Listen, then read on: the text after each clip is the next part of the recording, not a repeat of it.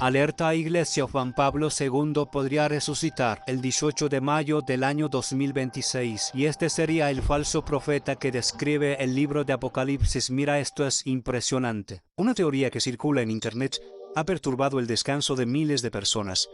Afirma que el Papa Juan Pablo I podría resucitar el 18 de mayo de 2026, precisamente el día en que habría cumplido 106 años.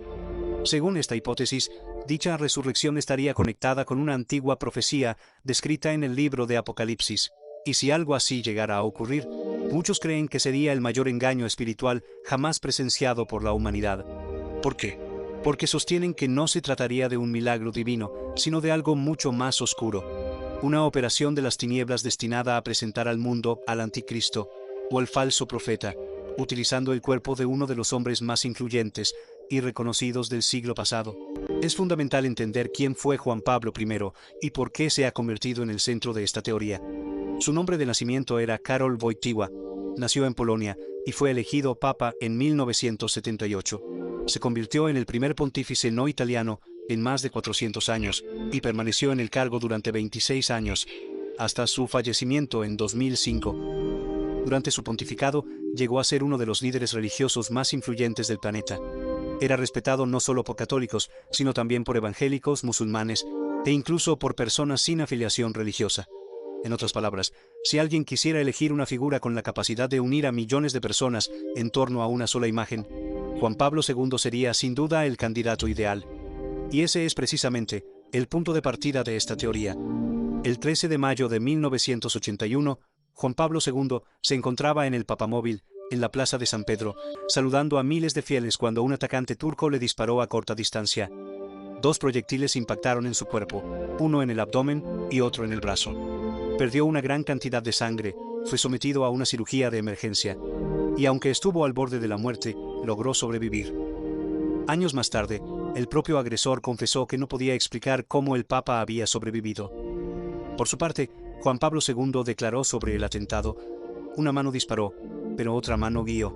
A partir de este hecho, algunos intérpretes comenzaron a desarrollar una teoría centrada en el libro de Apocalipsis, en particular en el pasaje que describe a una bestia que recibe una herida mortal, pero cuya herida es sanada provocando la admiración de todo el mundo, que termina siguiéndola. Según esta interpretación, la herida mencionada en el texto bíblico correspondería al atentado sufrido por Juan Pablo II en la plaza de San Pedro. Y aquí surge la segunda parte de la teoría, que es la que más confusión genera.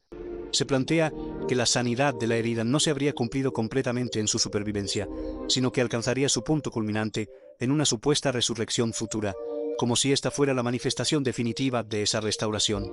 Además, la teoría se apoya en otra profecía del Apocalipsis, que habla de 7 reyes. El texto bíblico indica que 5 ya habían caído, uno existía en ese momento, y otro estaba por venir. Después de ellos, surgiría un 8º rey, que de alguna manera pertenece a los 7 anteriores. Permíteme explicarlo de forma sencilla. Según esta interpretación, desde el año 1929, cuando un acuerdo entre Italia y el Vaticano reconoció al Vaticano como un Estado independiente y al Papa como jefe de Estado, los pontífices serían contados como esos reyes. En ese orden se enumeran los siguientes papas: Pío XI, Pío XII, Juan XXIII, Pablo VI, Juan Pablo I, Juan Pablo II y Benedicto XVI. En total, 7. A partir de ahí, los defensores de esta teoría establecen la conexión con la profecía. Argumentan que estos 7 papas representarían a los 7 reyes mencionados en el Apocalipsis.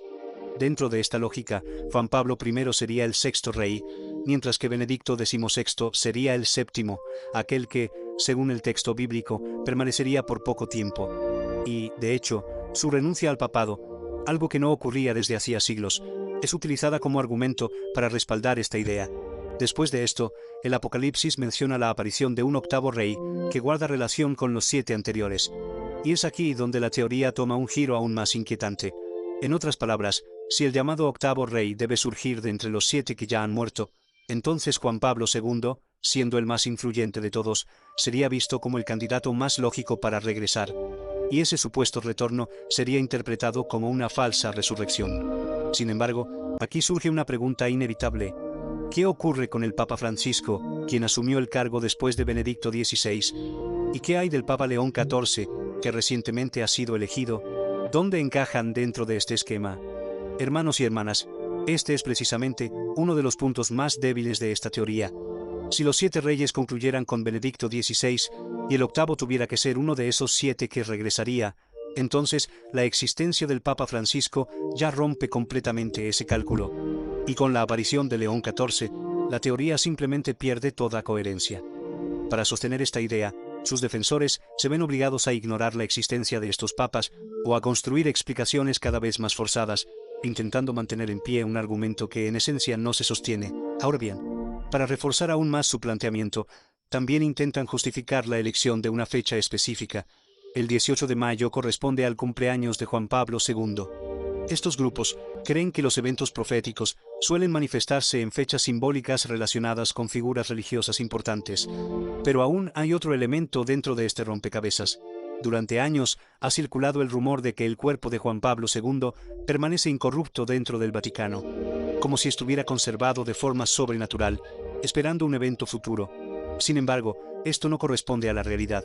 En el año 2011, cuando su cuerpo fue exhumado con motivo de su beatificación, el propio Vaticano informó que el ataúd presentaba signos normales de deterioro con el paso del tiempo.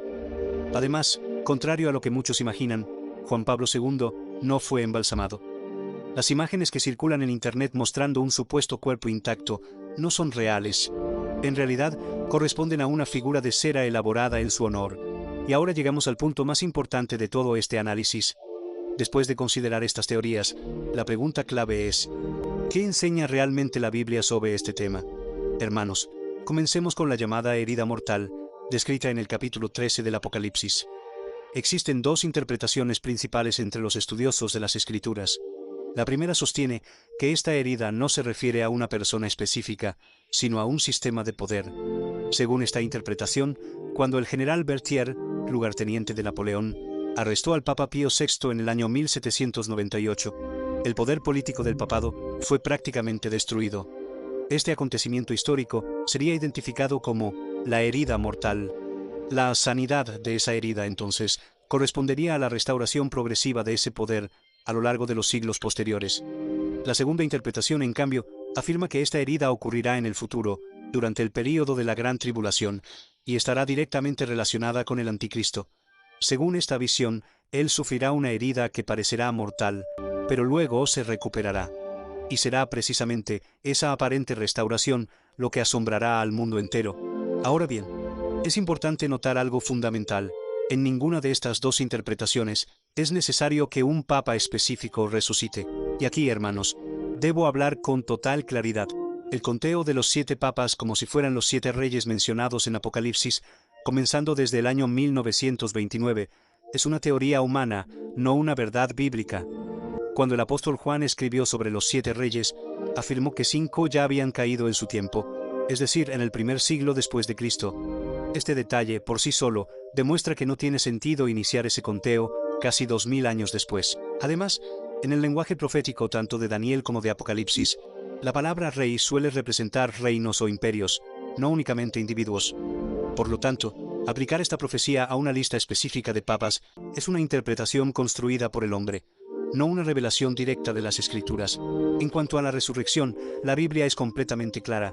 El libro de Hebreos enseña que está establecido para los hombres morir una sola vez, y después de esto, el juicio. Esto significa que el espíritu de Juan Pablo II, al igual que el de cualquier persona que ha muerto, ya está delante de Dios.